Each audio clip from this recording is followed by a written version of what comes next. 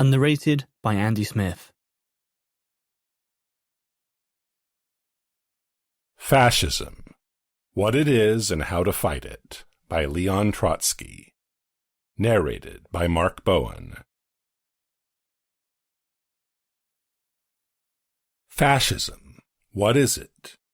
Extracts from a letter to an English comrade, November 15, 1931. Printed in The Militant, January 16, 1932. What is fascism? The name originated in Italy. Were all the forms of counter-revolutionary dictatorship fascist or not? That is to say, prior to the advent of fascism in Italy. The former dictatorship in Spain of Primo de Rivera, 1923-30, is called a fascist dictatorship by the Comintern. Is this correct or not? We believe that it is incorrect. The fascist movement in Italy was a spontaneous movement of large masses with new leaders from the rank and file. It is a plebeian movement in origin, directed and financed by big capitalist powers. It issued forth from the petty bourgeoisie, the slum proletariat, and even to a certain extent from the proletarian masses. Mussolini, a former socialist, is a self-made man arising from this movement. Primo de Rivera was an aristocrat. He occupied a high military and bureaucratic post and was chief governor of Catalonia. He accomplished his overthrow with the aid of state and military forces. The dictatorships of Spain and Italy are two totally different forms of dictatorship. It is necessary to distinguish between them. Mussolini had difficulty in reconciling many old military institutions with the fascist militia. This problem did not exist for Primo de Rivera. The movement in Germany is analogous mostly to the Italian. It is a mass movement, with its leaders employing a great deal of socialist demagoguery. This is necessary for the creation of the mass movement. The genuine basis for fascism is the petty bourgeoisie. In Italy, it has a very large base, the petty bourgeoisie of the towns and cities, and the peasantry. In Germany, likewise, there is a large base for fascism. It may be said, and this is true to a certain extent, that the new middle class, the functionaries of the state, the private administrators, etc., can constitute such a base. But this is a new question that must be analyzed. In order to be capable of foreseeing anything with regard to fascism, it is necessary to have a definition of that idea. What is fascism? What are its base, its form, and its characteristics? How will its development take place?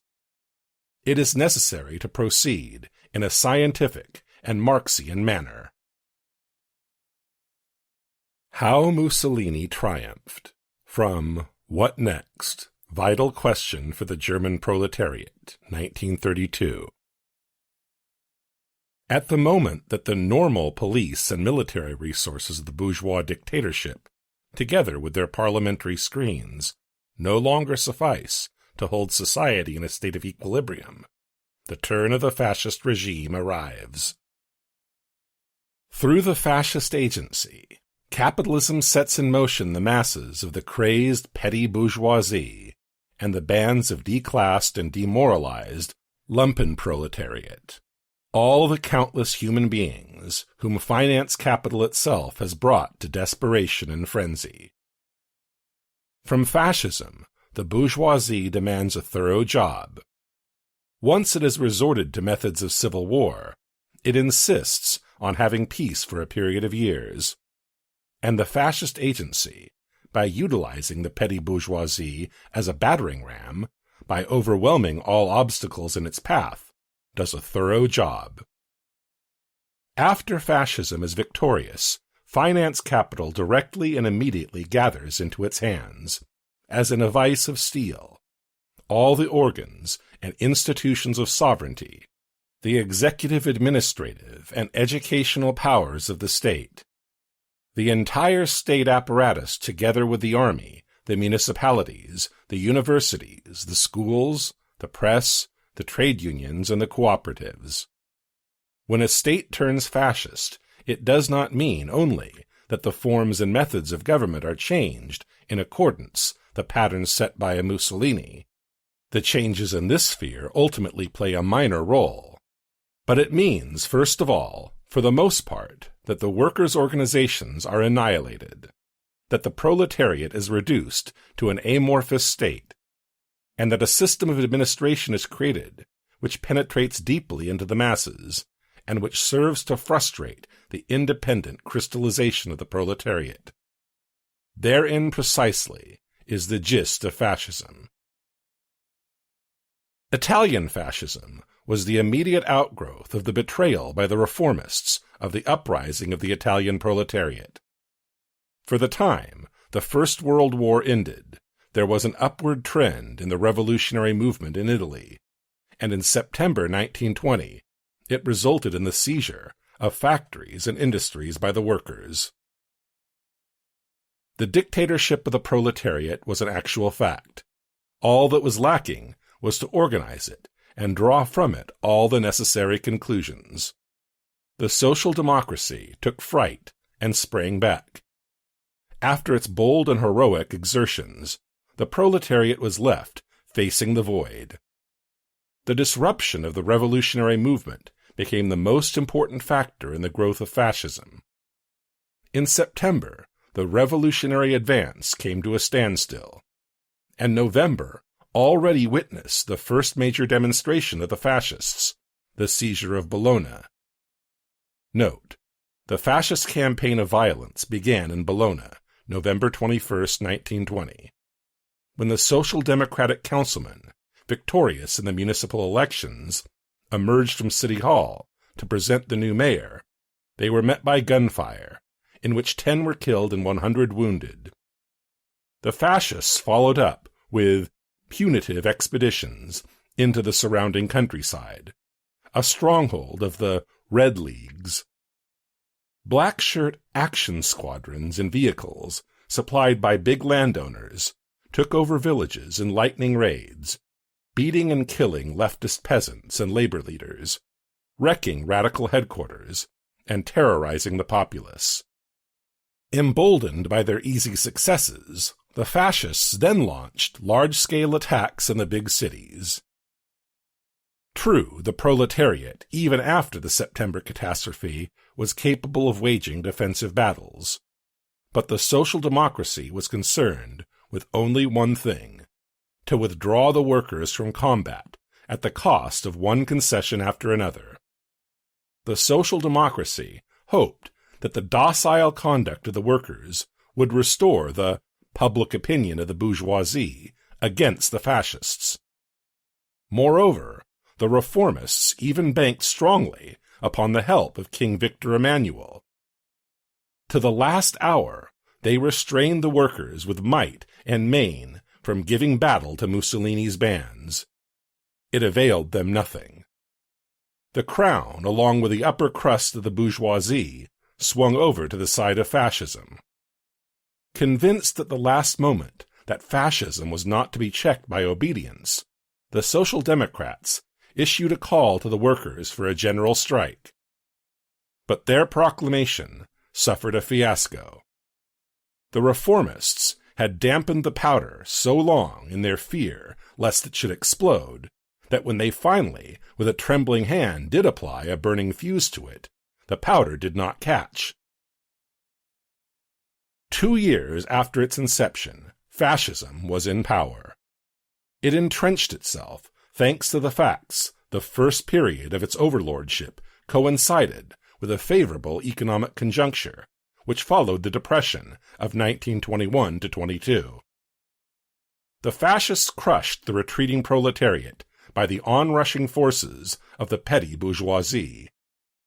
But this was not achieved at a single blow. Even after he assumed power, Mussolini proceeded on his course with due caution. He lacked as yet ready-made models. During the first 2 years, not even the Constitution was altered. the fascist government took on the character of a coalition. In the meantime, the fascist bands were busy at work with clubs, knives, and pistols. Only thus was the fascist government created slowly, which meant the complete strangulation of all independent mass organizations. Mussolini attained this at the cost of bureaucratizing the fascist party itself. After utilizing the onrushing forces of the petty bourgeoisie, fascism strangled it within the vice of the bourgeois state. Mussolini could not have done otherwise, for the disillusionment of the masses he had united was precipitating itself into the most immediate danger ahead. Fascism, become bureaucratic, approaches very closely to other forms of military and police dictatorship. It no longer possesses its former social support. The chief reserve of fascism, the petty bourgeoisie, has been depicted. Only historical inertia enables the fascist government to keep the proletariat in a state of dispersion and helplessness. In its politics as regards Hitler, the German social democracy has not been able to add a single word. All it does is repeat more ponderously whatever the Italian reformists in their own time performed with greater flights of temperament. The latter explained fascism as a post-war psychosis. The German social democracy sees in it a Versailles or crisis psychosis. In both instances, the reformists shut their eyes to the organic character of fascism as a mass movement growing out of the collapse of capitalism.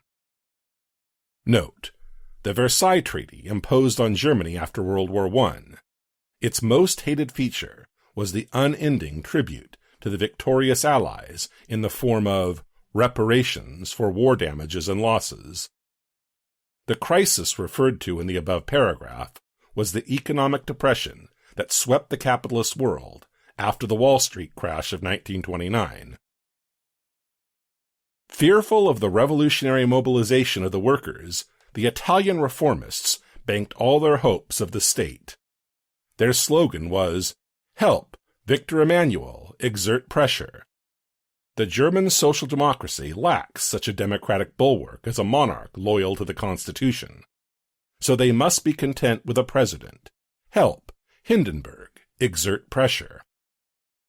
Note: Field Marshal Paul von Hindenburg, 1847 to 1934, Junker General, who gained fame in World War I and later became president of the Weimar Republic. In 1932, the Social Democrats supported him for re-election as a lesser evil to the Nazis. He appointed Hitler chancellor in January 1933.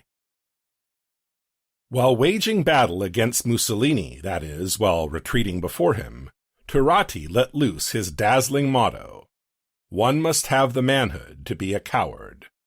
Filippo Turati, 1857 to 1937, leading reformist theoretician of the Italian Socialist Party. The German reformists are less frisky with their slogans. They demand courage under unpopularity, Mut zur Unpopularität, which amounts to the same thing. One must not be afraid of the unpopularity which has been aroused by one's own cowardly temporizing with the enemy. Identical causes produce identical effects. Were the march of events dependent upon the Social Democratic Party leadership, Hitler's career would be assured. One must admit, however, that the German Communist Party has also learned little from the Italian experience. The Italian Communist Party came into being almost simultaneously with fascism. But the same conditions of revolutionary ebb tide which carried the fascists to power served to deter the development of the Communist Party. It did not give itself an accounting as to the full sweep of the fascist danger. It lulled itself with revolutionary illusions. It was irreconcilably antagonistic to the policy of the United Front. In short, it was stricken with all the infantile diseases. Small wonder, it was only 2 years old. In its eyes, fascism appeared to be only capitalist reaction. The particular traits of fascism, which spring from the mobilization of the petty bourgeoisie against the proletariat, the Communist Party was unable to discern. Italian comrades inform me that with the sole exception of Gramsci, the Communist Party would not even allow for the possibility of the fascists seizing power. Once the proletarian revolution had suffered defeat, once capitalism had held its ground, and the counter-revolution had triumphed, how could there be any further kind of counter-revolutionary upheaval? How could the bourgeoisie rise up against itself? Such was the gist of the political orientation of the Italian Communist Party. Moreover, one must not lose sight of the fact that Italian fascism was then a new phenomenon, just in the process of formation. It would not have been an easy task, even for a more experienced party, to distinguish its specific traits. Note: Antonio Gramsci, 1891 to 1937, a founder of the Italian Communist Party. Imprisoned by Mussolini in 1926. He died in prison 11 years later. He sent a letter from prison in the name of the Italian Party's political committee, protesting Stalin's campaign against the left opposition. Togliatti, then in Moscow as the Italian representative to the Comintern, suppressed the letter. Throughout the Stalin era, Gramsci's memory was deliberately effaced. In the period of de-Stalinization, however, he was rediscovered by the Italian Communist Party and officially enshrined as a hero and martyr. Since, there has been considerable international acclaim of his theoretical writings, particularly his prison notebooks. The leadership of the German Communist Party today reproduces almost literally the position from which the Italian communists took their point of departure. Fascism is nothing else but capitalist reaction.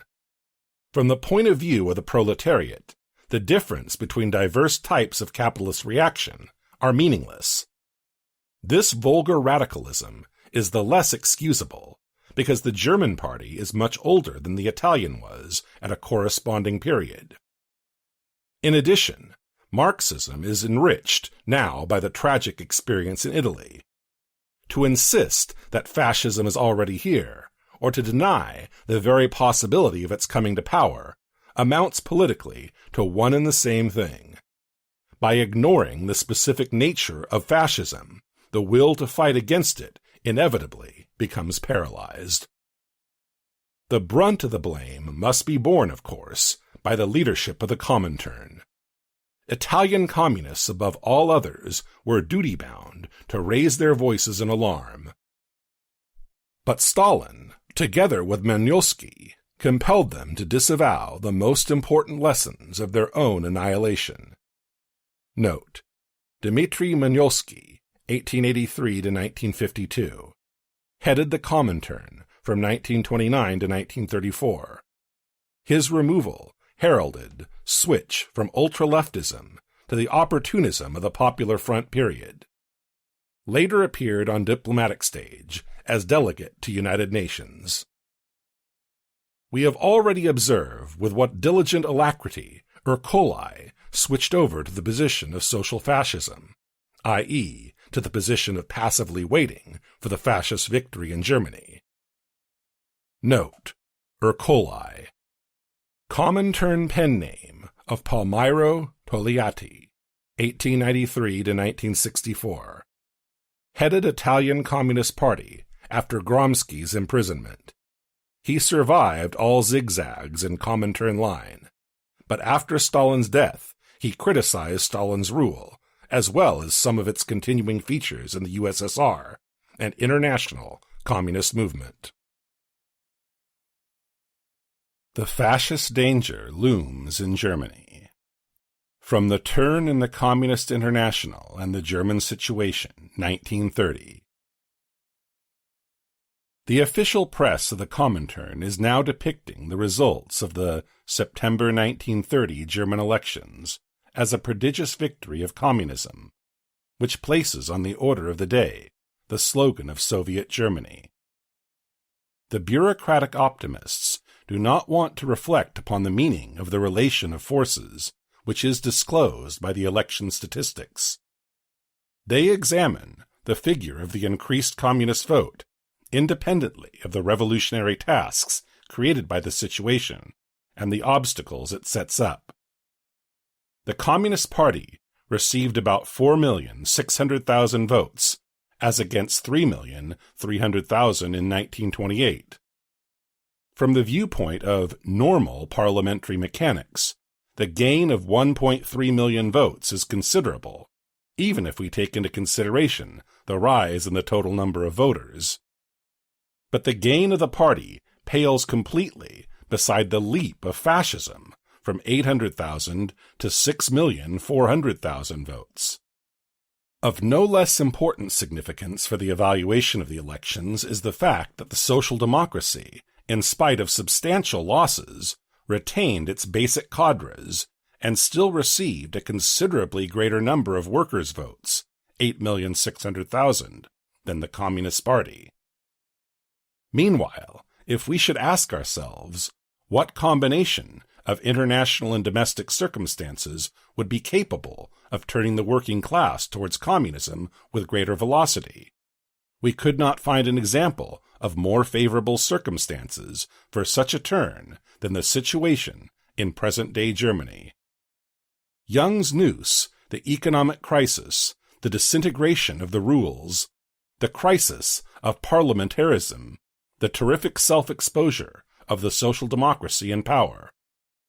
From the viewpoint of these concrete historical circumstances, the specific gravity of the German Communist Party in the social life of the country, in spite of the gain of 1,300,000 votes, remains proportionally small. Note: Young's noose, of reference to the Young Plan, after Owen D. Young, American big businessman, who was agent general for the German reparations during the 1920s. In the summer of 1929, he was chairman of the conference which adopted his plan, which replaced the unsuccessful Dawes Plan to facilitate Germany's payment of reparations as per the Treaty of Versailles. The weakness of the position of communism, inextricably bound up with a policy and regime of the Comintern, is revealed more clearly if we compare the present social weight of the Communist Party with those concrete and unpostponable tasks which the present historical circumstances put before it. It is true that the Communist Party itself did not expect such a gain, but this proves that under the blows of mistakes and defeats, the leadership of the Communist parties has become unused to big aims and perspectives. If yesterday it underestimated its own possibilities, then today it once more underestimates the difficulties. In this way, one danger is multiplied by another. In the meantime, the first characteristic of a really revolutionary party is to be able to look reality in the face. In order that the social crisis may bring about the proletarian revolution, it is necessary that besides other conditions, a decisive shift of the petty bourgeois classes occurs in the direction of the proletariat. This gives the proletariat a chance to put itself at the head of the nation as its leader. The last election revealed, and this is where its principal symptomatic significance lies, a shift in the opposite direction. Under the blow of the crisis, the petty bourgeoisie swung, not in the direction of the proletarian revolution, but in the direction of the most extreme imperialist reaction, pulling behind it considerable sections of the proletariat. The gigantic growth of National Socialism is an expression of two factors: a deep social crisis throwing the petty bourgeois masses off balance, and the lack of a revolutionary party that would be regarded by the masses of the people as an acknowledged revolutionary leader. If the Communist Party is the party of revolutionary hope, then fascism, as a mass movement, is the party of counter-revolutionary despair. When revolutionary hope embraces the whole proletarian mass, it inevitably pulls behind it on the road of revolution considerable and growing sections of the petty bourgeoisie. Precisely in this sphere, the election revealed the opposite picture. Counter-revolutionary despair embraced the petty bourgeois mass with such a force that it drew behind it many sections of the proletariat. Fascism in Germany has become a real danger, as an acute expression of the helpless position of the bourgeois regime, the conservative role of the social democracy in this regime, and the accumulated powerlessness of the Communist Party to abolish it. Whoever denies this is either blind or a braggart. The danger requires particular acuteness in connection with the question of the tempo of development, which does not depend on us alone. The malarial character of the political curve, revealed by the election, speaks for the fact that the tempo of development of the national crisis may turn out to be very speedy. In other words, the course of events in the very near future may resurrect in Germany on a new historical plane the old tragic contradiction between the maturity of a revolutionary situation on the one hand and the weakness and strategical impotence of the Revolutionary Party on the other. This must be said clearly, openly, and above all, in time. From Moscow, the signal has already been given for a policy of bureaucratic prestige which covers up the mistakes of yesterday and prepares tomorrow's by false cries about the new triumph of the line. Monstrously exaggerating the victory of the party, monstrously underestimating the difficulties, interpreting even the success of fascism as a positive factor for the proletarian revolution, Pravda nevertheless explains briefly, the success of the party should not make us dizzy. The treacherous policy of the Stalinist leadership is true to itself even here. The analysis of the situation is given in the spirit of uncritical ultra-leftism. In this way, the party is consciously pushed on the road of adventurism.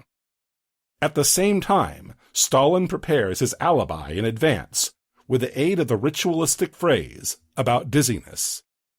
It is precisely this policy, short-sighted, unscrupulous, that may ruin the German Revolution.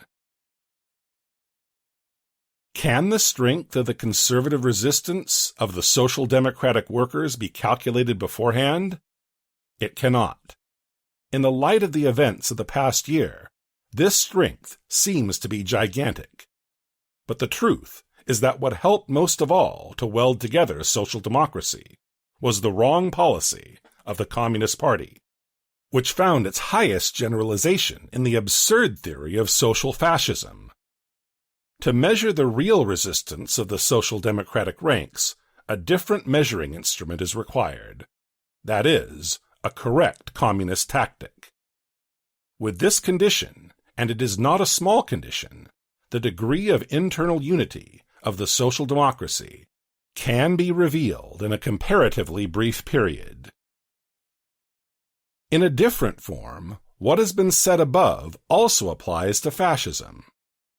It emanated, aside from the other conditions present, in the tremblings of Zinovьev's Stalin strategy. What is its force for offensive? What is its stability? Has it reached its culminating point, as the optimists ex officio, Comintern and Communist Party officials, assure us? Or is it only on the first step of the ladder? This cannot be foretold mechanically. It can be determined only through action. Precisely in regard to fascism, which is a razor in the hands of the class enemy, the wrong policy of the Comintern may produce fatal results in a brief period. On the other hand, a correct policy, not in such a short period, it is true, can undermine the positions of fascism. Note: Zinoviev-Stalin strategy.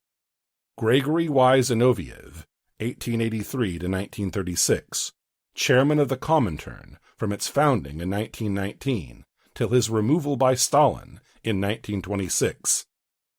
After Lenin's death, Zinoviev and Kamenev made a bloc with Stalin, the Troika, against Trotsky, and dominated the Soviet Party.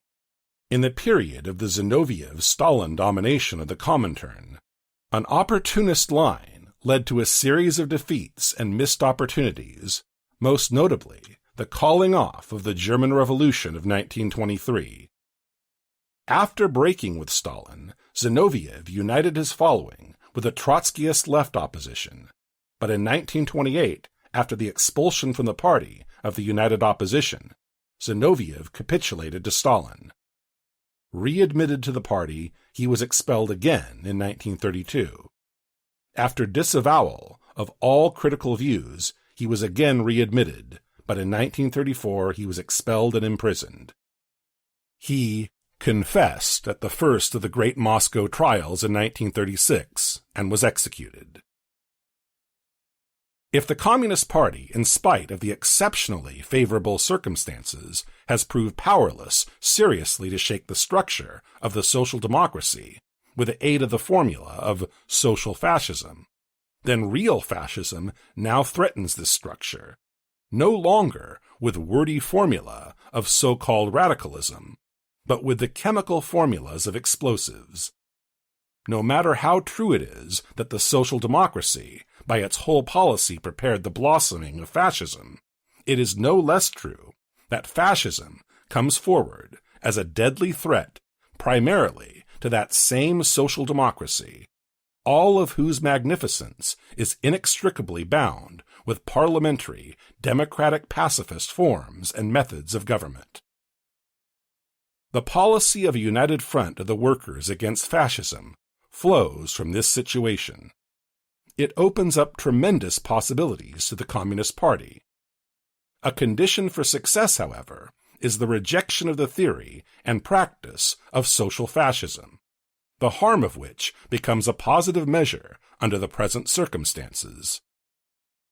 The social crisis will inevitably produce deep cleavages within the social democracy. The radicalization of the masses will affect the Social Democrats. We will inevitably have to make agreements with various social democratic organizations and factions against fascism, putting definite conditions in this connection to the leaders before the eyes of the masses. We must return from the empty official phrase about the United Front to the policy of the United Front as it was formulated by Lenin and always applied by the Bolsheviks in 1917. An Aesop Fable. From What Next? Vital Question for the German Proletariat, 1932. A cattle dealer once drove some bulls to the slaughterhouse, and the butcher came nigh with his sharp knife. "Let us close ranks and jack up this executioner on our horns," suggested one of the bulls. "If you please, in what way is the butcher any worse than the dealer who drove us hither with his cudgel?" replied the bulls, who had received their political education in Maniolski's Institute, the Comintern. "But we shall be able to attend to the dealer as well afterwards." "Nothing doing," replied the bulls, firm in their principles, to the councillor. "You are trying from the left to shield our enemies. You are a social butcher yourself." And they refused to close ranks. The German Cops and Army. From What Next? Vital Question for the German Proletariat, 1932. In case of actual danger, the social democracy banks not on the Iron Front, but on the Prussian police. It is reckoning without its host. The fact that the police was originally recruited in large numbers from among social democratic workers is absolutely meaningless. Consciousness is determined by environment, even in this instance. The worker who becomes a policeman in the service of the capitalist state is a bourgeois cop, not a worker. Of late years, these policemen have had to do much more fighting with revolutionary workers than with Nazi students. Such training does not fail to leave its effects. And above all, every policeman knows that though governments may change, the police remains. Note: the Iron Front, a bloc between several big trade unions and bourgeois Republican groups with little or no following or prestige among the masses. It was created by the Social Democrats toward the end of 1931. Combat groups called the Iron Fist were set up within the unions, and workers' sports organizations were brought into the Iron Front. However, its first parades and rallies, at which thousands of workers raised their fists, shouted freedom, and swore to defend democracy. The masses in the Social Democratic Party and unions really believed that this organization would be used to stop Hitler. It was not. In its New Year's issue, the theoretical organ of the social democracy, Der freie Wort, What a Wretched Sheet, prints an article in which the policy of toleration is expounded in its highest sense. Hitler, it appears, can never come to power against the police in the Reichswehr, German army. Now, according to the Constitution, the Reichswehr is under the command of the President of the Republic. Therefore, fascism, it follows, is not dangerous so long as a president faithful to the Constitution remains at the head of the government. Brüning's regime must be supported until the presidential elections so that a constitutional president may then be elected, through an alliance with a parliamentary bourgeoisie, and thereby Hitler's road to power will be blocked for another 7 years. Note: Henrik Brüning was chancellor from 1930 to 32. Regular parliamentary government in Germany ended in March 1930. There followed a series of Bonapartist regimes: Brüning, von Papen, von Schleicher, i.e., chancellors ruling not by ordinary parliamentary procedures, but by emergency decrees. These Bonapartist figures presented themselves as political saviors needed to get the country through its crisis, and thus as above class and party. They depended not on the old bourgeois Democratic Party system, but on their command of the police, army, and government bureaucracy.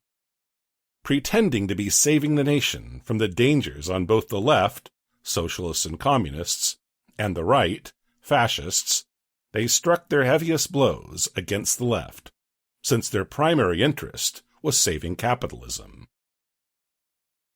The politicians of reformism, these dexterous wire-pullers, artful intriguers and careerists, expert parliamentary and ministerial machinators, are no sooner thrown out of their habitual sphere by the course of events, no sooner are they placed face to face with momentous contingencies than they reveal themselves to be. There is no milder expression for it: inept bodies. To rely upon a president is only to rely upon the government.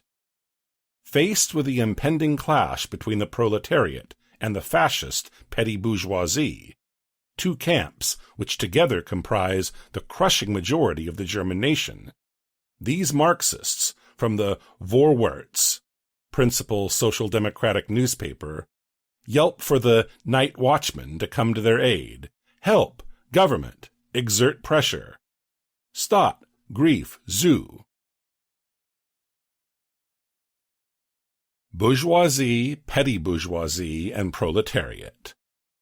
From The Only Road for Germany, written September 1932, published in the USA, April 1933. Any serious analysis of the political situation must take as its point of departure the mutual relations among the three classes, the bourgeoisie, the petty bourgeoisie, including the peasantry, and the proletariat. The economically powerful big bourgeoisie in itself represents an infinitesimal minority of the nation. To enforce its domination, it must ensure a definite mutual relationship with the petty bourgeoisie, and through its mediation with the proletariat. To understand the dialectic of the relation among the three classes, we must differentiate three historical stages.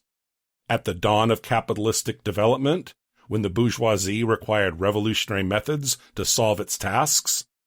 In the period of bloom and maturity of the capitalist regime, when the bourgeoisie endowed its domination with orderly, pacific, conservative, democratic forms. Finally, at the decline of capitalism, when the bourgeoisie is forced to resort to methods of civil war against proletariat to protect its right of exploitation.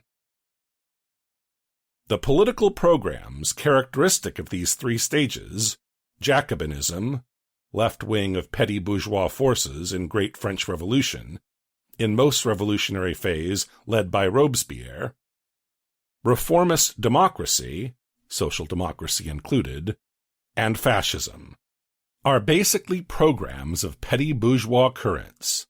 This fact alone, more than anything else, shows of what tremendous, rather of what decisive importance, the self-determination of the petty bourgeois masses of the people is for the whole fate of bourgeois society. Nevertheless, the relationship between the bourgeoisie and its basic social support, the petty bourgeoisie, does not at all rest upon reciprocal confidence and pacific collaboration. In its mass, the petty bourgeoisie is an exploited and disenfranchised class. It regards the bourgeoisie with envy, and often with hatred. The bourgeoisie, on the other hand, while utilizing the support of the petty bourgeoisie, distrusts the latter, for it very correctly fears its tendency to break down the barriers set up for it from above. While they were laying out and clearing the road for bourgeois development, the Jacobins engaged at every step in sharp clashes with the bourgeoisie. They served it an intransigent struggle against it. After they had culminated their limited historical role, the Jacobins fell, for the domination of capital was predeterminated. For a whole series of stages, the bourgeoisie entrenched its power under the form of parliamentary democracy. Even then, not peacefully and not voluntarily. The bourgeoisie was mortally afraid of universal suffrage, but in the last instance it succeeded, with the aid of a combination of violent measures and concessions, of privations and reforms, in subordinating within the framework of formal democracy, not only the petty bourgeoisie, but in considerable measure also the proletariat, by means of the new petty bourgeoisie, the labor aristocracy. In August 1914, the imperialist bourgeoisie was able, with the means of parliamentary democracy, to lead millions of workers and peasants into the war. Note: August 4, 1914, collapse of the Second International. The German Social Democratic Party representatives in the Reichstag voted for the war budget of the imperialist governments. On the same day, representatives of the French Socialist Party did likewise in the Chamber of Deputies. But precisely with the war begins the distinct decline of capitalism, and above all, of its democratic form of domination. It is now no longer a matter of new reforms and alms, but of cutting down and abolishing the old ones.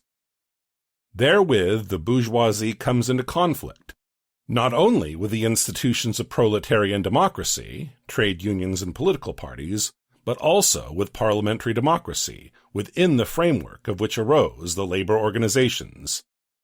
Therefore, the campaign against Marxism on the one hand and against democratic parliamentarism on the other. But just as the summits of the liberal bourgeoisie in its time were unable, by their own force alone, to get rid of feudalism, monarchy, and the church, so the magnates of finance capital are unable, by their force alone, to cope with the proletariat. They need the support of the petty bourgeoisie. For this purpose, it must be whipped up, put on its feet, mobilized, armed. But this method has its dangers. While it makes use of fascism, the bourgeoisie nevertheless fears it.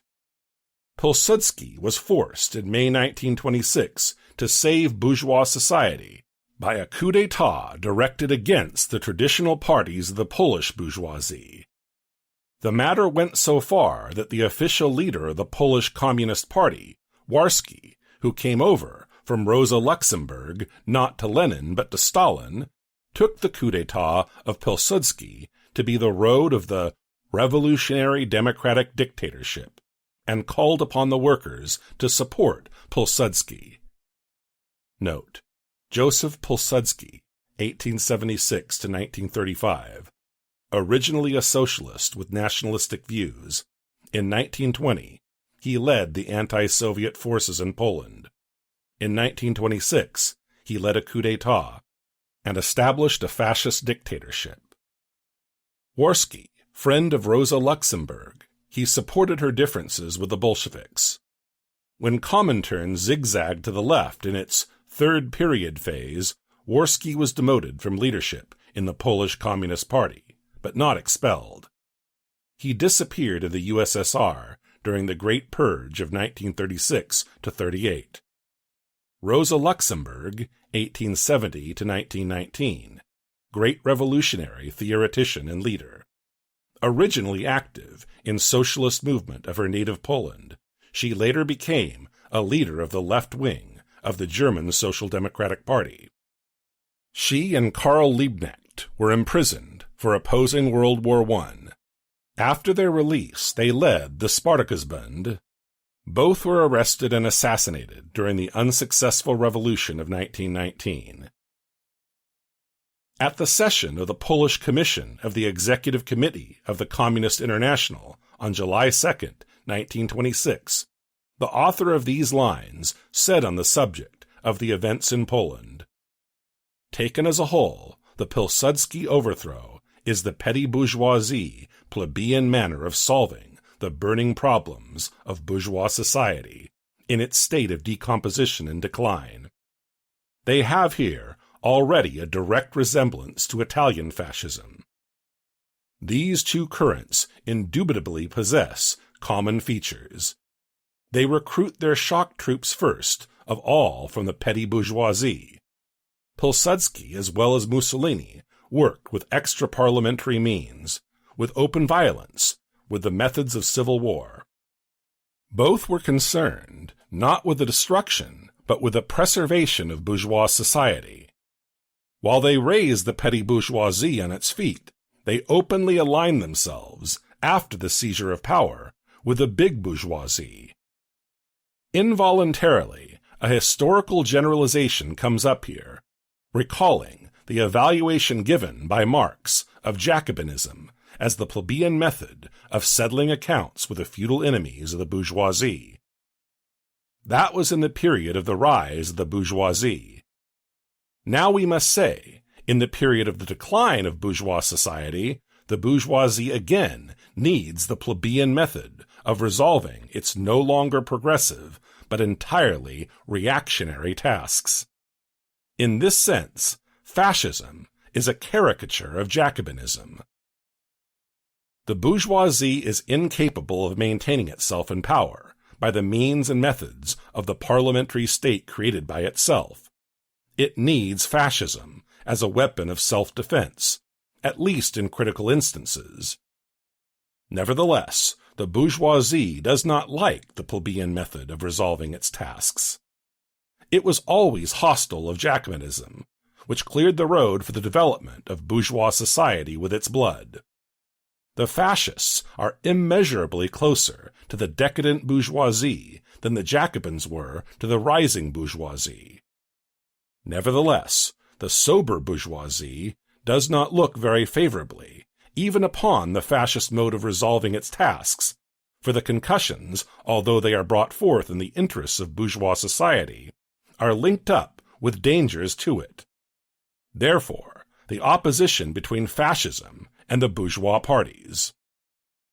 The big bourgeoisie likes fascism as little as a man with aching molars likes to have his teeth pulled. the sober circles of bourgeois society have followed with misgivings the work of the dentist Pilsudski, but in the last analysis they have become reconciled to the inevitable, though with threats, with horse trades, and all sorts of bargaining. Thus the petty bourgeoisie's idol of yesterday becomes transformed into the gendarmerie of capital. To this attempt at marking out the historical place of fascism as the political reliever of the social democracy, there was counterposed the theory of social fascism. At first, it could appear as a pretentious, blustering, but harmless stupidity. Subsequent events have shown what a pernicious influence the Stalinist theory actually exercised on the entire development of the Communist International. Does it follow from the historical role of Jacobinism, of democracy, and of fascism that the petty bourgeoisie is condemned to remain a tool in the hands of capital to the ends of its days? If things were so, then the dictatorship of the proletariat would be impossible in a number of countries in which the petty bourgeoisie constitutes the majority of the nation, and more than that, it would be rendered extremely difficult in other countries in which the petty bourgeoisie represents an important minority. Fortunately, things are not so. The experience of the Paris Commune, first dictatorship of the proletariat, March 18, 1871, first showed, at least within the limits of one city, just as the experience of the October Revolution, Russian Revolution of 1917, has shown after it on a much larger scale, and over an incomparably longer period, that the alliance of the petty bourgeoisie and the big bourgeoisie is not indissoluble. Since the petty bourgeoisie is incapable of an independent policy, that is also why the petty bourgeois democratic dictatorship is unrealizable, no other choice is left for it than that between the bourgeoisie and the proletariat. In the epoch of the rise, the growth, and the bloom of capitalism, the petty bourgeoisie, despite acute outbreaks of discontent, generally marched obediently in the capitalist harness. Nor could it do anything else. But under the conditions of capitalist disintegration and of the impasse in the economic situation, the petty bourgeoisie strives, seeks, attempts to tear itself loose from the fetters of the old masters and rulers of society. It is quite capable of linking up its fates with that of the proletariat. For that, only one thing is needed. The petty bourgeoisie must acquire faith in the ability of the proletariat to lead society onto a new road. The proletariat can inspire this faith only by its strength, by the firmness of its actions, by a skillful offensive against the enemy, by the success of its revolutionary policy. But woe if the revolutionary party does not measure up to the height of the situation. The daily struggle of the proletariat sharpens the instability of bourgeois society. The strikes and the political disturbances aggravated the economic situation of the country. The petty bourgeoisie could reconcile itself temporarily to the growing privations if it arrived by experience at the conviction that the proletariat is in a position to lead it on to a new road. But if the revolutionary party, in spite of a class struggle becoming incessantly more accentuated, proves time and again to be incapable of uniting the working class about it, if it vacillates, becomes confused, contradicts itself, then the petty bourgeoisie loses patience and begins to look upon the revolutionary workers as those responsible for its own misery. All the bourgeois parties, including the social democracy, turn its thoughts in this very direction.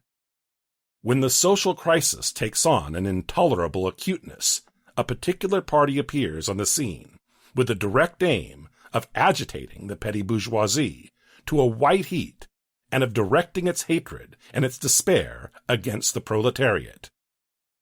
In Germany, this historical function is fulfilled by National Socialism, Nazism, a broad current whose ideology is composed of all the putrid vapors of disintegrating bourgeois society.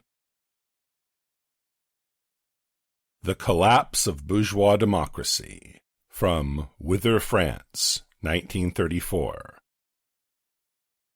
After the war, a series of brilliantly victorious revolutions occurred in Russia, Germany, Austria-Hungary, and later in Spain.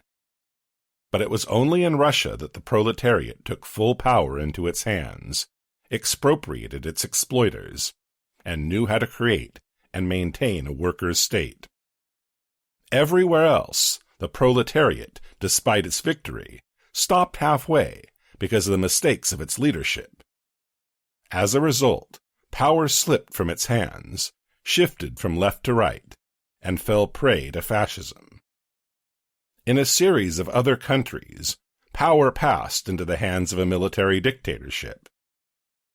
Nowhere were the parliaments capable of reconciling class contradictions and assuring the peaceful development of events. Conflicts were solved, arms in hand. The French people for a long time thought that fascism had nothing whatever to do with them. They had a republic in which all questions were dealt with by the sovereign people through the exercise of universal suffrage. But on February 6, 1934, several thousand fascists and royalists, armed with revolvers, clubs, and razors, imposed upon the country the reactionary government of Dommerge, under whose protection the fascist bands continued to grow and arm themselves. What does tomorrow hold? Note: Gaston Dommerge, Bonapartist Premier of France, succeeded Edouard Daladier. Daladier government fell the day after the fascist riots of February 6, 1934. Of course, in France, as in certain other European countries, England, Belgium, Holland, Switzerland, the Scandinavian countries, there still exist parliaments, elections, democratic liberties, or their remnants. But in all these countries, the same historic laws operate, the laws of capitalist decline. If the means of production remain in the hands of a small number of capitalists, there is no way out for society. It is condemned to go from crisis to crisis, from need to misery, from bad to worse. In the various countries, the decrepitude and disintegration of capitalism are expressed in diverse forms and at unequal rhythms. But the basic features of the process are the same everywhere. The bourgeoisie is leading its society to complete bankruptcy. It is capable of assuring the people neither bread nor peace. This is precisely why it cannot any longer tolerate the democratic order. It is forced to smash the workers and peasants by the use of physical violence. The discontent of the workers and peasants, however, cannot be brought to an end by the police alone. Moreover, it is often impossible to make the army march against the people. It begins by disintegrating and ends with the passage of a large section of the soldiers over to the people's side. That is why finance capital is obliged to create special armed bands trained to fight the workers, just as certain breeds of dog are trained to hunt game. The historic function of fascism is to smash the working class, destroy its organizations, and stifle political liberties when the capitalists find themselves unable to govern and dominate with the help of democratic machinery. The fascists find their human material mainly in the petty bourgeoisie. The latter has been entirely ruined by big capital. There is no way out for it in the present social order, but it knows of no other. Its dissatisfaction, indignation, and despair are diverted by the fascists away from big capital and against the workers. It may be said that fascism is the act of placing the petty bourgeoisie at the disposal of its most bitter enemies. In this way, big capital ruins the middle classes, and then, with the help of hired fascist demagogues, incites the despairing petty bourgeoisie against the worker. The bourgeois regime can be preserved only by such murderous means as these. For how long? Until it is overthrown by proletarian revolution. Does the petty bourgeoisie fear revolution? From Whither, France, 1934. Parliamentary cretins who consider themselves connoisseurs of the people like to repeat, "One must not frighten the middle classes with revolution. They do not like extremes." In this general form, this affirmation is absolutely false. Naturally, the petty proprietor prefers order so long as business is going well, and so long as he hopes that tomorrow it will go better. But when this hope is lost, he is easily enraged and is ready to give himself over to the most extreme measures. Otherwise, how could he have overthrown the democratic state and brought fascism to power in Italy and Germany? The despairing petty bourgeois sees in fascism, above all, a fighting force against big capital, and believes that, unlike the working-class parties which deal only in words, fascism will use force to establish more justice. The peasant and the artisan are in their manner realists. They understand that one cannot forego the use of force. It is false, thrice false, to affirm that the present petty bourgeoisie is not going to the working-class parties because it fears extreme measures. Quite the contrary. The lower petty bourgeoisie, its great masses, only see in the working-class parties parliamentary machines. They do not believe in their strength, nor in their capacity to struggle, nor in their readiness this time to conduct the struggle to the end. And if this is so, is it worth the trouble to replace the democratic capitalist representatives by their parliamentary conferees on the left? That is how the semi-exploited, ruined, and discontented proprietor reasons or feels. Without an understanding of the psychology of the peasants, the artisans, the employees, the petty functionaries, etc., a psychology which flows from the social crisis, it is impossible to elaborate a correct policy. The petty bourgeoisie is economically dependent and politically atomized. That is why it cannot conduct an independent policy. It needs a leader who inspires it with confidence. This individual or collective leadership, i.e., a personage or party, can be given to it by one or the other of the fundamental classes, either the big bourgeoisie or the proletariat. Fascism unties and arms the scattered masses. Out of human dust, it organizes combat detachments.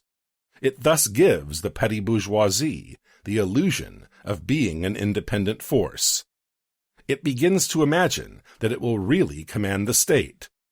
It is not surprising that these illusions and hopes turn the head of the petty bourgeoisie. But the petty bourgeoisie can also find a leader in the proletariat. This was demonstrated in Russia, and partially in Spain. In Italy, in Germany, and in Austria, the petty bourgeoisie gravitated in this direction. But the parties of the proletariat did not rise to their historic task. To bring the petty bourgeoisie to its side, the proletariat must win its confidence. And for that, it must have confidence in its own strength. It must have a clear program of action, and must be ready to struggle for power by all possible means. Tempered by its revolutionary party for a decisive and pitiless struggle, the proletariat says to the peasants and petty bourgeoisie of the cities, "We are struggling for power. Here is our program. We are ready to discuss with you changes in this program. We will employ violence only against big capital and its lackeys, but with you toilers we desire to conclude an alliance on the basis of a given program." The peasants will understand such language.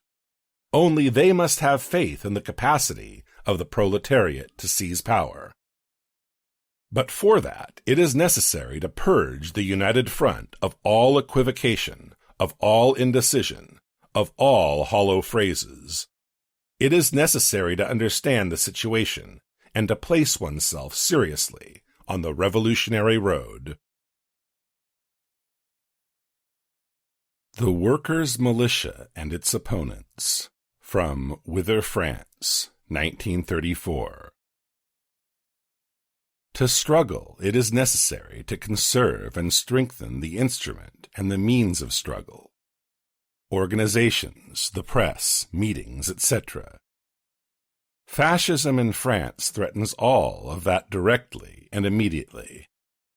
It is still too weak for the direct struggle for power, but it is strong enough to attempt to beat down the working-class organizations bit by bit, to temper its bands in its attacks, and to spread dismay and lack of confidence in their forces in the ranks of the workers. Fascism finds unconscious helpers in all those who say that the physical struggle is impermissible or hopeless, and demand of Demerge the disarmament of his fascist guard. Nothing is so dangerous for the proletariat, especially in the present situation, as the sugared poison of false hopes. Nothing increases the insolence of the fascists so much as flabby pacifism on the part of the workers' organizations. Nothing so destroys the confidence of the middle classes in the working class as temporizing, passivity, and the absence of the will to struggle. Le Populaire, the Socialist Party paper, and especially Le Humanité, the Communist Party newspaper, write every day, "The United Front is a barrier against fascism. The United Front will not permit. The fascists will not dare," etc. These are phrases.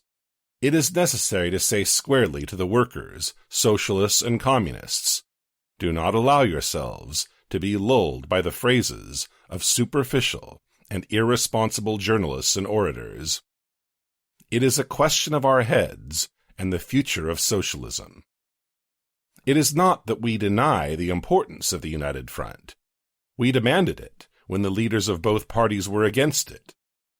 The United Front opens up numerous possibilities, but nothing more. In itself, the United Front decides nothing. Only the struggle of the masses decides. The United Front will reveal its value when communist detachments will come to the help of socialist detachments, and vice versa, in the case of an attack by the fascist bands against Le Populaire or Le Humanité. But for that, proletarian combat detachments must exist and be educated, trained, and armed. And if there is not an organization of defense, i.e. a workers' militia, Le Populaire or Le Humanité will be able to write as many articles as they like on the omnipotence of the United Front, but the two papers will find themselves defenseless before the first well-prepared attack of the fascists. We propose to make a critical study of the arguments and the theories of the opponents of the workers' militia, who are very numerous and influential in the two working-class parties. We need mass self-defense and not the militia, we are told. But what is this mass self-defense without combat organizations, without specialized cadres, without arms? To give over the defense against fascism to unorganized and unprepared masses left to themselves would be to play a role incomparably lower than the role of Pontius Pilate. To deny the role of the militia is to deny the role of the vanguard. Then why a party? Without the support of the masses, the militia is nothing. But without organized combat detachments, the most heroic masses will be smashed bit by the fascist gangs. It is nonsense to counterpose the militia to self-defense. The militia is an organ of self-defense. To call for the organization of a militia, say some opponents, who to be sure are the least serious and honest, is to engage in provocation. This is not an argument, but an insult. If the necessity for the defense of the workers' organizations flows from the whole situation, how then can one not call for the creation of the militia? Perhaps they mean to say that the creation of a militia provokes fascist attacks and government repression. In that case, this is an absolutely reactionary argument. Liberalism has always said to the workers that by their class struggle, they provoke the reaction. The reformists repeated this accusation against the Marxists, the Mensheviks against the Bolsheviks. These accusations reduce themselves, in the final analysis, to the profound thought that if the oppressed do not balk, the oppressors will not be obliged to beat them.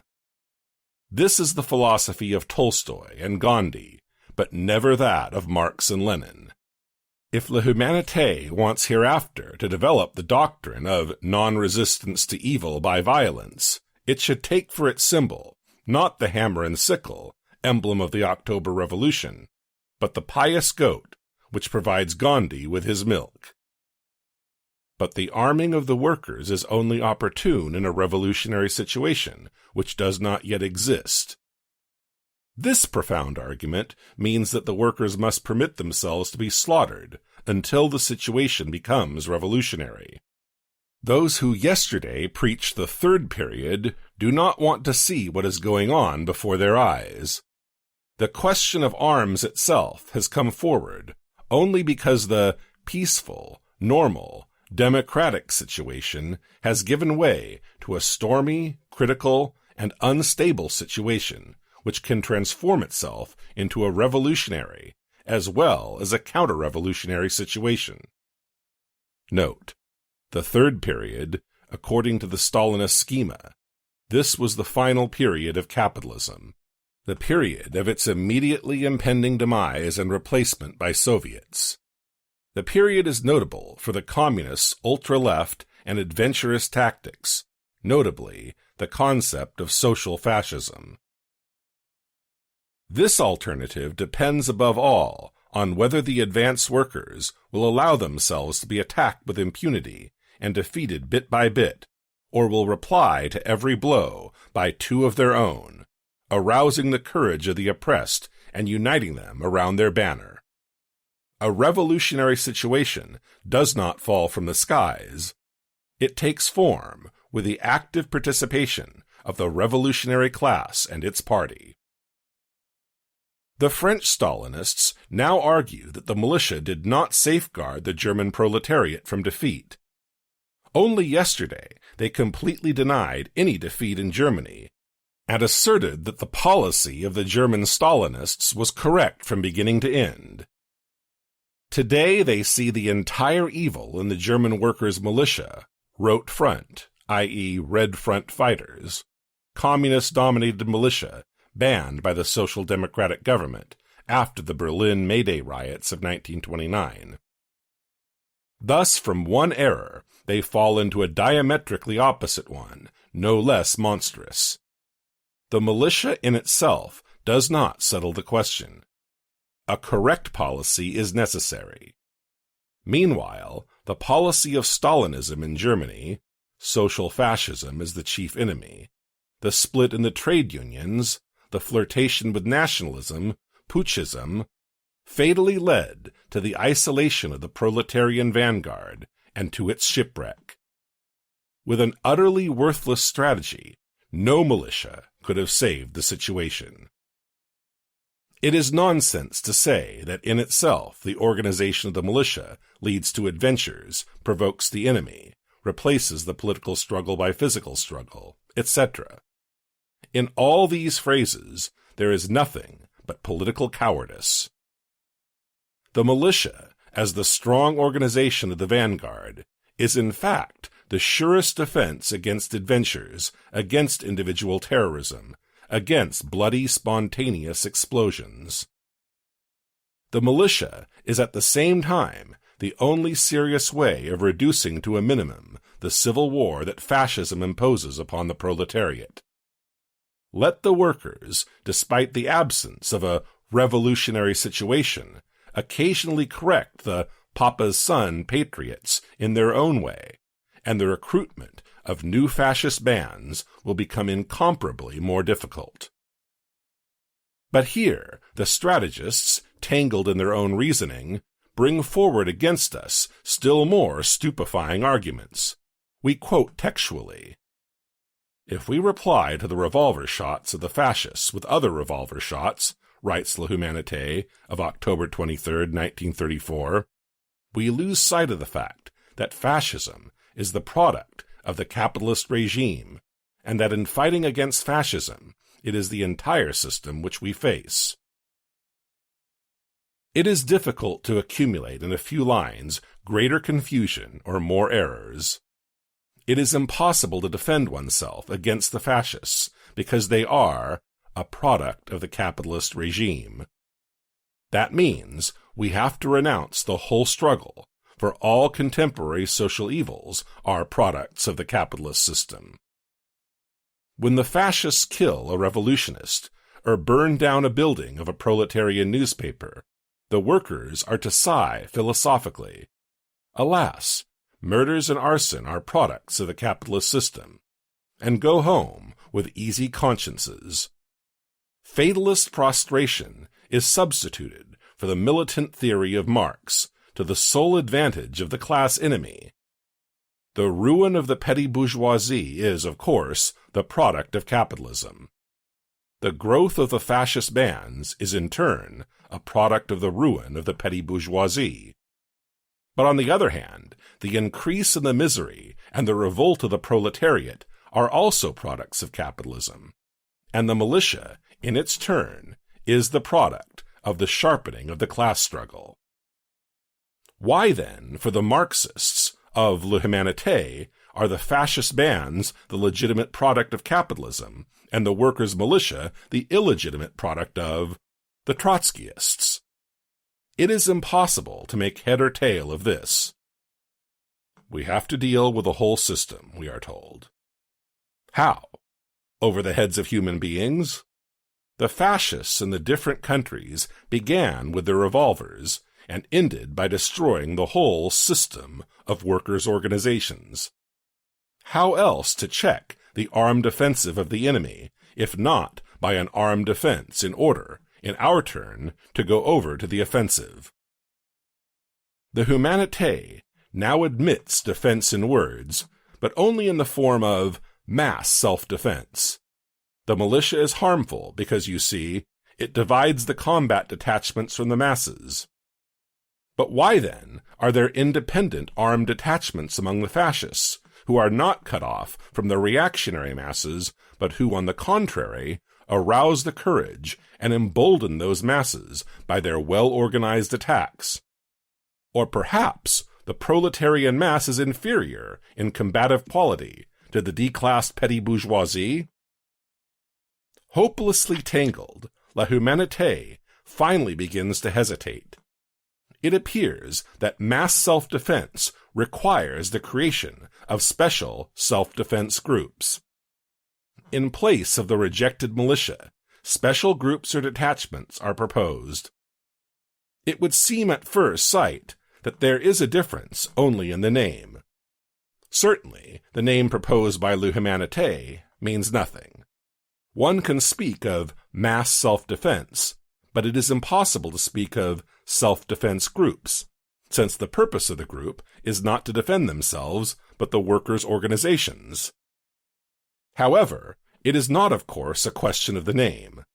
The self-defense groups, according to La Humanité, must renounce the use of arms in order not to fall into putschism. These sages treat the working class like an infant who must not be allowed to hold a razor in his hands. Razors, moreover, are the monopoly, as we know, of the Camelots du Roi, French monarchists grouped around Charles Maurras' newspaper, Action Française, which was violently anti-democratic, who are a legitimate product of capitalism, and who, with the aid of razors, have overthrown the system of democracy. In any case, How are the self-defense groups going to defend themselves against the fascist revolvers? Ideologically, of course. In other words, they can hide themselves. Not having what they require in their hands, they will have to seek self-defense in their feet. And the fascists will, in the meanwhile, sack the workers' organizations with impunity. But if the proletariat suffers a terrible defeat, it will, at any rate, not have been guilty of putschism. This fraudulent chatter, parading under the banner of Bolshevism, arouses only disgust and loathing. During the third period of happy memory, when the strategists of l'humanité were afflicted with barricade delirium, conquered the streets every day, and stamped as social fascist everyone who did not share their extravagances, we predicted, the moment these gentlemen burn the tips of their fingers, they will become the worst opportunists. That prediction has now been completely confirmed. At a time when within the Socialist Party the movement in favor of the militia is growing and strengthening, the leaders of the so-called Communist Party run for the hose to cool down the desire of the advanced workers to organize themselves in fighting columns. Could one imagine a more demoralizing or more damning work than this? In the ranks of the Socialist Party, sometimes this objection is heard. A militia must be formed, but there is no need of shouting about it. One can only congratulate comrades who wish to protect the practical side of the business from inquisitive eyes and ears. But it would be much too naive to think that a militia could be created unseen and secretly within four walls. We need tens and later hundreds of thousands of fighters. They will come only if millions of men and women workers, and behind them the peasants, understand the necessity for the militia and create around the volunteers an atmosphere of ardent sympathy and active support. Conspiratorial care can and must envelop only the technical aspect of the matter. The political campaign must be openly developed in meetings, factories, in the streets, and on the public squares. The fundamental cadres of the militia must be the factory workers, grouped according to their place of work, known to each other and able to protect their combat detachments against the provocations of enemy agents far more easily and more surely than the most elevated bureaucrats. Conspirative general staffs without an open mobilization of the masses will at the moment of danger remain impotently suspended in midair. Every working-class organization has to plunge into the job. In this question, there can be no line of demarcation between the working-class parties and the trade unions. Hand in hand, they must mobilize the masses. The success of the people militia will then be fully assured. But where are the workers going to get arms, object the sober realists? That is to say, frightened Philistines. The enemy has rifles, cannon, tanks, gas, and airplanes. The workers have a few hundred revolvers and pocket knives. In this objection, everything is piled up to frighten the workers. On the one hand, our sages identify the arms of the fascists with the armament of the state. On the other hand, they turn towards the state and demand that it disarm the fascists. Remarkable logic. In fact, their position is false in both cases. In France, the fascists are still far from controlling the state. On February 6th, they entered in armed conflict with the state police. That is why it is false to speak of cannon and tanks when it is a matter of the immediate armed struggle against the fascists. The fascists, of course, are richer than we. It is easier for them to buy arms. But the workers are more numerous, more determined, more devoted, when they are conscious of a firm revolutionary leadership. In addition to other sources, the workers can arm themselves at the expense of the fascists by systematically disarming them. This is now one of the most serious forms of the struggle against fascism. When workers' arsenals will begin to stock up, at the expense of the fascist arms depots, the banks and trusts will be more prudent in financing the armament of their murderous guards. It would even be possible in this case, but in this case only, that the alarmed authorities would really begin to prevent the army of the fascists in order not to provide an additional source of arms for the workers. We have known for a long time that only a revolutionary tactic engenders, as a byproduct, reforms or concessions from the government. But how to disarm the fascists? Naturally, it is impossible to do so with newspaper articles alone. Fighting squads must be created. An intelligence service must be established. Thousands of informers and friendly helpers will volunteer from all sides when they realize that the business has been seriously undertaken by us. It requires a will to proletarian action. But the arms of the fascists are, of course, not the only source. In France, there are more than 1 million organized workers. Generally speaking, this number is small, but it is entirely sufficient to make a beginning in the organization of a workers' militia. If the parties and unions armed only 1/10 of their members, that would already be a force of 100,000 men. There is no doubt whatever that the number of volunteers who would come forward on the morrow of a united front appeal for a workers' militia would far exceed that number. The contributions of the parties and unions, collections, and voluntary subscriptions would within a month or two make it possible to assure the arming of 100,000 to 200,000 working-class fighters. The fascist rabble would immediately sink its tail between its legs. The whole perspective of development would become incomparably more favorable.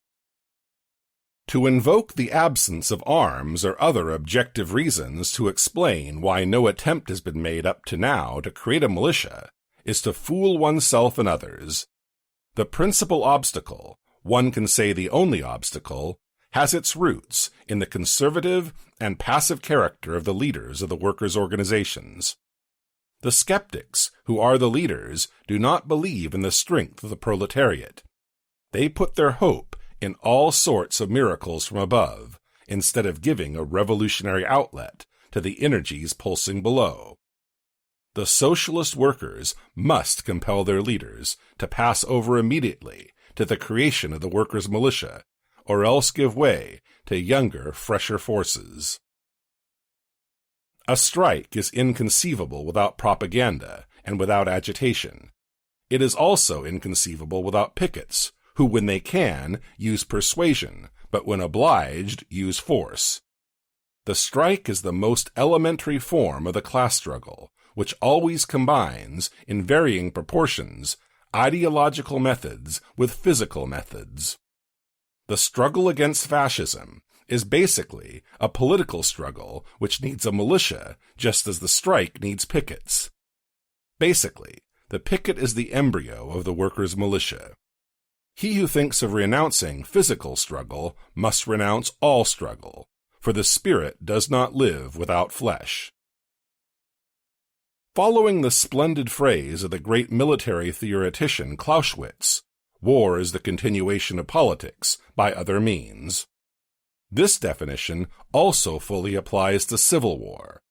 It is impermissible to oppose one to the other, since it is impossible to check at will the political struggle when it transforms itself by force of inner necessity into a political struggle. The duty of a revolutionary party is to foresee in time the inescapability of the transformation of politics into open armed conflict, and with all its forces to prepare for that moment, just as the ruling classes are preparing. The militia detachments for defense against fascism are the first step on the road to the arming of the proletariat, not the last. Our slogan is, "Arm the proletariat and the revolutionary peasants." The workers' militia must, in the final analysis, embrace all the toilers.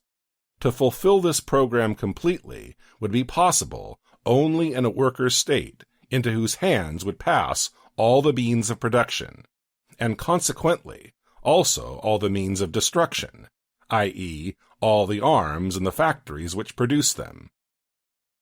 However, it is impossible to arrive at a worker's state with empty hands.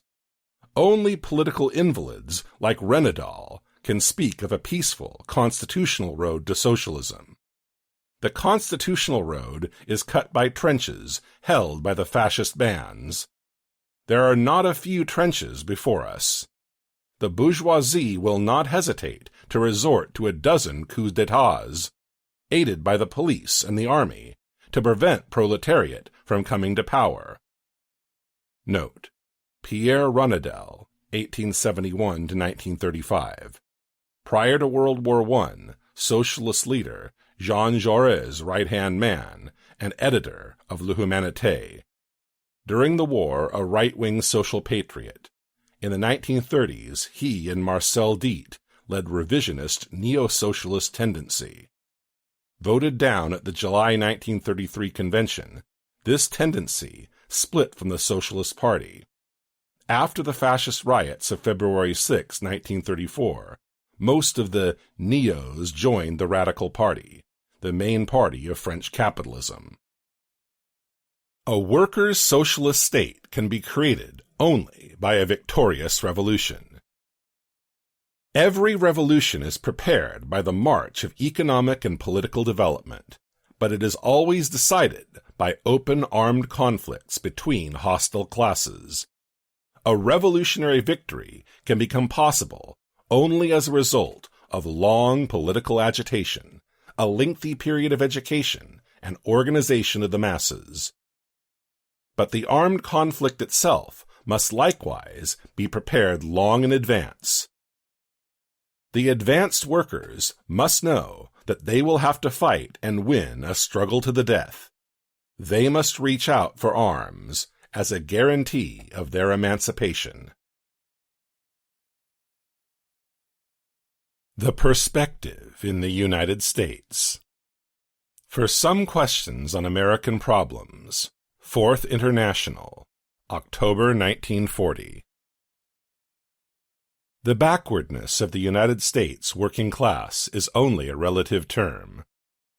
In very many important respects, it is the most progressive working class of the world, technically, and in its standard of living. The American workers are very combative, as we have seen during the strikes. They have had the most rebellious strikes in the world. What the American worker misses is a spirit of generalization or analysis of his class position in society as a whole. This lack of social thinking has its origin in the country's whole history. About fascism. In all the countries where fascism became victorious, we had, before the growth of fascism and its victory, a wave of radicalism of the masses, of the workers and the poorer peasants and farmers, and of the petty bourgeois class. In Italy, after the war, and before 1922, we had a revolutionary wave of tremendous dimensions. The state was paralyzed, the police did not exist, the trade unions could do anything they wanted. But there was not party capable of taking the power. As a reaction came fascism. In Germany, the same. We had a revolutionary situation in 1918. The bourgeois class did not even ask to participate in the power. The Social Democrats paralyzed the revolution. Then the workers tried again in 1922, 23, 24. This was the time of the bankruptcy of the Communist Party, all of which we have gone into before. Then, in 1929, 30, 31, the German workers began again a new revolutionary wave. There was a tremendous power in the communists and in the trade unions. But then came the famous policy, on the part of the Stalinist movement, of social fascism, a policy invented to paralyze the working class. Only after these three tremendous waves did fascism become a big movement. There are no exceptions to this rule. Fascism comes only when the working class shows complete incapacity to take into its own hands the fate of society. In the United States, you will have the same thing. Already there are fascist elements, and they have, of course, the examples of Italy and Germany. They will, therefore, work in a more rapid tempo. But you also have the examples of other countries. The next historic wave in the United States will be the wave of radicalism of the masses, not fascism. Of course, the war can hinder the radicalization for some time, but then it will give to the radicalization a more tremendous tempo and swing. We must not identify war dictatorship, the dictatorship of the military machine, of the staff, of finance capital, with a fascist dictatorship. For the latter, there is first necessary a feeling of desperation of large masses of the people. When the revolutionary parties betray them, when the vanguard of workers shows its incapacity to lead the people to victory, then the farmers, the small businessmen, the unemployed, the soldiers, etc., become capable of supporting a fascist movement. But only then. A military dictatorship is purely a bureaucratic institution, reinforced by the military machine and based upon the disorientation of the people and their submission to it. After some time, their feelings can change, and they can become rebellious against the dictatorship. Build the Revolutionary Party. In every discussion of political topics, the question arises, shall we succeed in creating a strong party for the moment when the crisis comes? Might not fascism anticipate us? Isn't a fascist stage of development inevitable? The successes of fascism easily make people lose all perspective, lead them to forget the actual conditions which made the strengthening and the victory of fascism possible. Yet a clear understanding of these conditions is of especial importance to the workers of the United States. We may set it down as a historical law. Fascism was able to conquer only in those countries where the conservative labor parties prevented the proletariat from utilizing the revolutionary situation and seizing power. In Germany, 2 revolutionary situations were involved, 1918 to 1919 and 1923 to 1924. Even in 1929, a direct struggle for power on the part of the proletariat was still possible. In all these 3 cases, the social democracy and the Comintern, the Stalinists, criminally and viciously disrupted the conquest of power, and thereby placed society in an impasse. Only under these conditions and in this situation did the stormy rise of fascism and its gaining of power prove possible. Insofar as the proletariat proves incapable at a given stage of conquering power, imperialism begins regulating economic life with its own methods. The fascist party, which becomes the state power, is the political mechanism. The productive forces are in irreconcilable contradiction, not only with private property, but also with national state boundaries. Imperialism is the very expression of this contradiction. Imperialist capitalism seeks to solve this contradiction through an extension of boundaries, seizure of new territories, and so on. The totalitarian state, subjecting all aspects of economic, political, and cultural life to finance capital, is the instrument for creating a supranationalist state, an imperialist empire, the rule over continents, the rule over the whole world. All these traits of freedom we have analyzed, each one by itself, and all of them in their totality, to the extent that they became manifest or came to the forefront.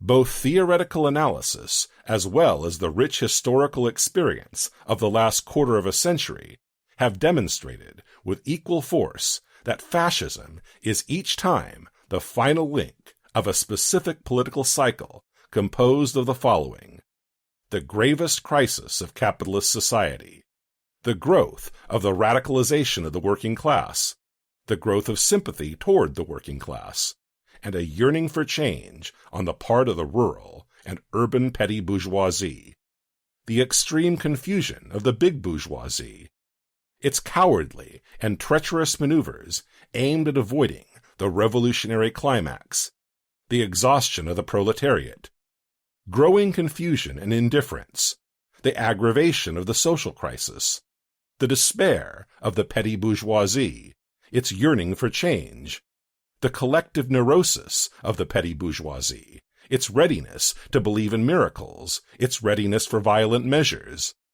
the growth of hostility towards the proletariat, which has deceived its expectations. These are the premises for a swift formation of a fascist party and its victory. It is quite self-evident that the radicalization of the working class in the United States has passed through only its initial phases, almost exclusively in the sphere of the trade union movement, the CIO. The pre-war period, and then the war itself, may temporarily interrupt this process of radicalization, especially if a considerable number of workers are absorbed into war industry. But this interruption of the process of radicalization cannot be of a long duration. The second stage of radicalization will assume a more sharply expressive character. The problem of forming an independent labor party will be put on the order of the day. Our transitional demands will gain great popularity. On the other hand, the fascist, reactionary tendencies will withdraw to the background, assuming a defensive position, awaiting a more favorable moment. This is the nearest perspective. No occupation is more completely unworthy than that of speculating whether or not we shall succeed in creating a powerful, revolutionary leader party. Ahead lies a favorable perspective, providing all the justification for revolutionary activism. It is necessary to utilize the opportunities which are opening up and to build the revolutionary party. The End. Thanks for listening to Fascism, What It Is and How to Fight It by Leon Trotsky, narrated by Mark Bowen. Thank you for listening to Collected Works of Marxism, Anarchism, Communism, narrated by Peter Coates, Kenneth Elliott, Mark Bowen, Andrew Roberts. Copyright Strelbitsky Multimedia Publishing 2021. Audible hopes you have enjoyed this program.